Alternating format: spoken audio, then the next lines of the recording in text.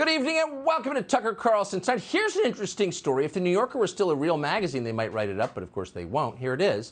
Last summer, deep in the bowels of the Transportation Department in Washington, some nameless federal analyst came across a highly puzzling trend in a pile of stats on traffic deaths. It turned out that in the year 2020, the number of American motorists who died on the road spiked dramatically. Traffic deaths rose by more than 10% in a single year. Now, in any year, that would be odd and distressing. But coming as it did in 2020, it was flat out bizarre because, as you'll remember, in 2020, there was a pandemic. It had just started. Millions of people stayed home that year. They did not drive to work. Many didn't drive at all. In 2020, roads were less crowded than they had been in decades in this country, so of course you would expect far fewer traffic deaths. Less traffic, fewer people dying in traffic. And yet, there were more traffic deaths. Think that's weird? It gets weirder. If you look deeper into the numbers, you saw that not only were more Americans dying in cars in the year 2020, a staggering number of those who died were black. Traffic deaths among African Americans rose by nearly 25% in a single year. That's unprecedented. So in a normal presidential administration, that question, why is this happening, would be the subject of urgent academic study. People are dying, let's figure out why. But in this administration, it was not the subject of urgent academic study. Why? Because Pete Buttigieg is now the Secretary of Transportation. Buttigieg once worked at McKinsey, so he already knew the cause of these deaths, and it was, needless to say, racism. Racism did it because America's roads are racist. They're killing black people. As the Washington Post put it, the Transportation Department, quote, concluded that black communities tend to be crisscrossed by more dangerous roads, end quote. Now, that made sense to the Washington Post, and you can see why. Civil engineers, road builders, bent on genocide would, needless to say, put all the dangerous roads in black neighborhoods. That's who they are. And that kind of thing happens all the time in America. This is a racist country. Joe Biden has told us that countless times. But what doesn't make sense is the timing here. Very few of these racist roads are new. Most of them had been there a long time. So why did so many black motorists suddenly start dying in the year 2020? Pete Buttigieg had no idea. He didn't even bother to guess because, honestly, he didn't really care. But we do care, and we've got a theory, and here it is. If you look at the numbers, you will notice that traffic deaths among African Americans in the year 2020 surged in the month of June. Fatalities among black drivers in June 2020 were fully 55% higher than they were in June of 2019. You never see increases like that. What could have happened? Well, let's see. It was in the last week of May of 2020 that a convicted felon called George Floyd died in police custody in Minneapolis. And after that, you'll recall, everything changed. What changed most of all was how we regard the rule of law. As Russ Martin of the Governor's Highway Safety Association put it, Floyd's death, quote, accelerated national discussion about equity in transportation. And that discussion would include, quote, questions about enforcement. Oh, there it is, right there. That's the answer. Cops across the country were told to stop enforcing traffic laws against black drivers. No one wanted to be accused of arresting somebody for the crime of, quote, driving while black. So in the name of equity, the law no longer applied to huge numbers of people. Result? Thousands of Americans died. This is a trend you may have noticed, and it doesn't just apply to traffic, and it doesn't just cause traffic deaths. Here's a chart that shows the number of black Americans murdered every year from 2010 to 2020. Look carefully and you notice two major spikes. One spike came in 2014. That was exactly the moment the media decided to lie to us about the death of Michael Brown in Ferguson, Missouri. Activists then used that false story to drive police out of black neighborhoods in many parts of America. That was supposed to make things better. Fewer cops, less racism, right? No. Net effect? A lot of people got killed, and most of them were black. Then there's the second spike in the last decade, the biggest one yet. As we said, it came in the summer of 2020, and it's continuing today. Same reason, same effect. There aren't a lot of trends in social science that can be explained in a single graph, but this is one of them. Less law enforcement means more crime, and over time it means more dead children, more grieving parents. You don't need to be a criminologist to understand this. It's very obvious. Even Lori Lightfoot gets it. Lori Lightfoot is the mayor of Chicago. Thanks to her equity-based policies, the city of Chicago is falling apart. People are dying in huge numbers. Shootings in Chicago jumped 60% last year. Lori Lightfoot knows perfectly well this is happening. She knows why it is happening, but Lori Lightfoot doesn't care. Lori Lightfoot is so uninterested in all of those deaths, mostly of black people, that she won't even answer questions about them when asked. Watch this exchange. It comes from Tuesday of this week. Every time you have a press conference, you say crime is down. The economy is booming. Well, that's not true, but get your question, sir. Across the street, we had a police officer on duty, the victim of a hit and run. We have Michigan Avenue, the magnificent miles now referred to as the Mile of Fear. The Water Tower Place has thrown the keys back to the lender. They say they don't want to be in Chicago anymore. Real Chicagoans are asking me, how could you possibly even consider running for re-election as mayor of the city of Chicago after all the harm you've caused? Well, I disagree with you fundamentally. And I don't think I need to address any and dignify your comments 1 second further. Next question. Next question. So Lori Lightfoot won't answer the question precisely because she knows the answer. In the name of equity, officials in Chicago have stopped enforcing the law. And not some esoteric tax law that no one really understands. The basic laws, like you can't hurt other people.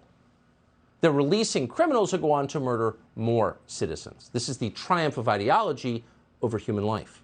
Here's just one example. It comes from Fox's Chicago station.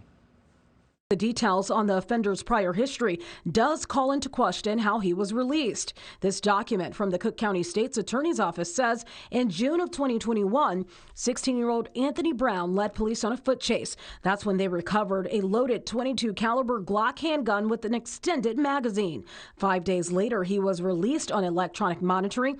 14 days later, the bracelet came off and he was put on a curfew. 6 months later, they say he was involved in a carjacking. This time, police recovered a loaded Glock 9mm handgun with a round in the chamber. That's when he was put back on monitoring.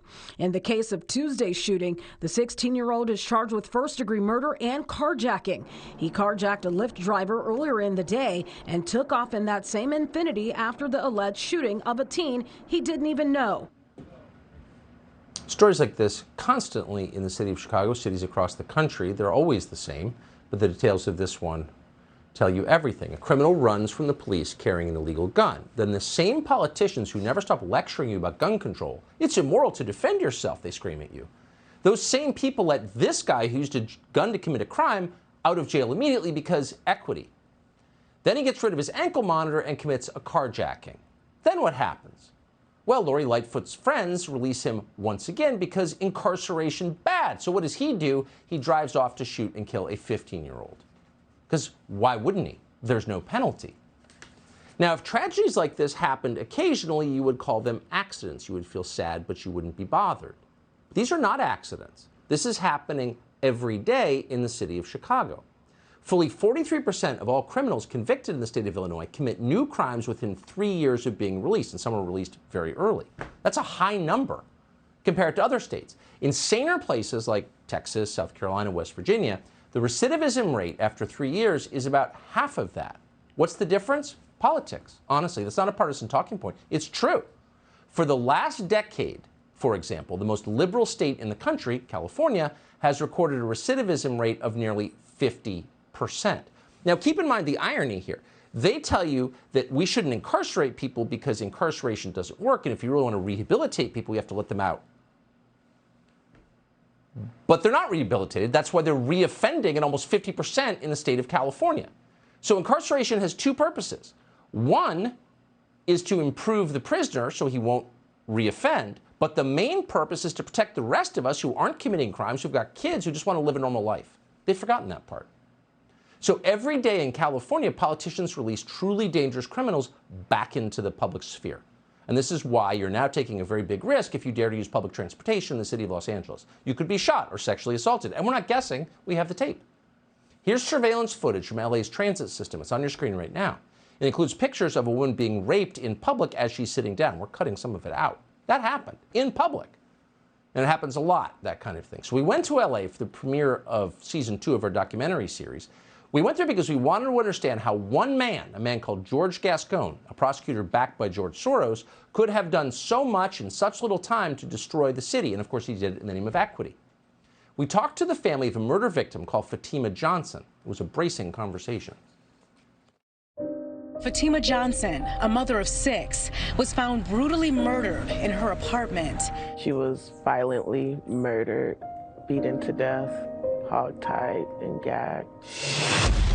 The suspect is a career criminal called Daryl Collins. Collins served decades in prison for 2 murders as well as a string of armed robberies. He had quite an extensive criminal history.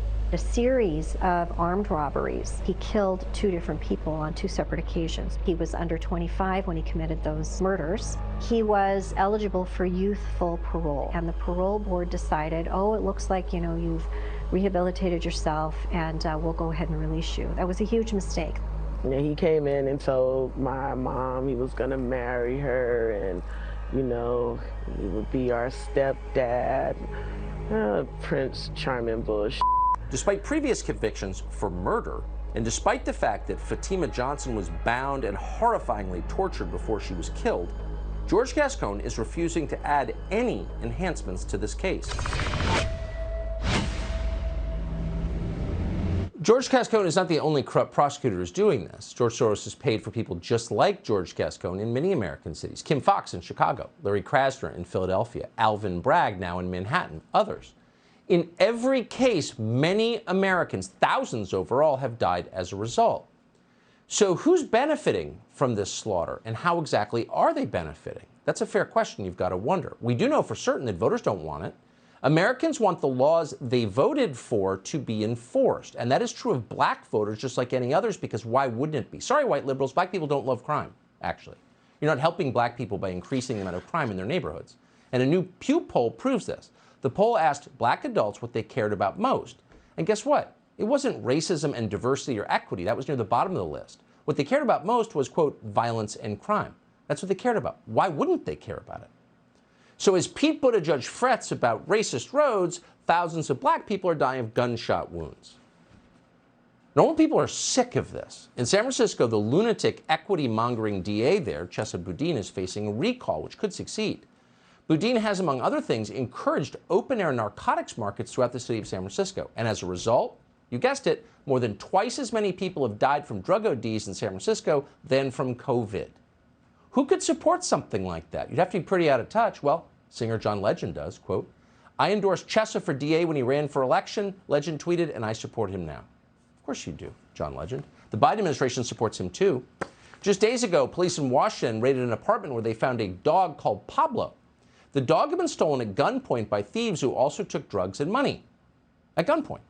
So police arrested 4 men, 3 juveniles in the apartment.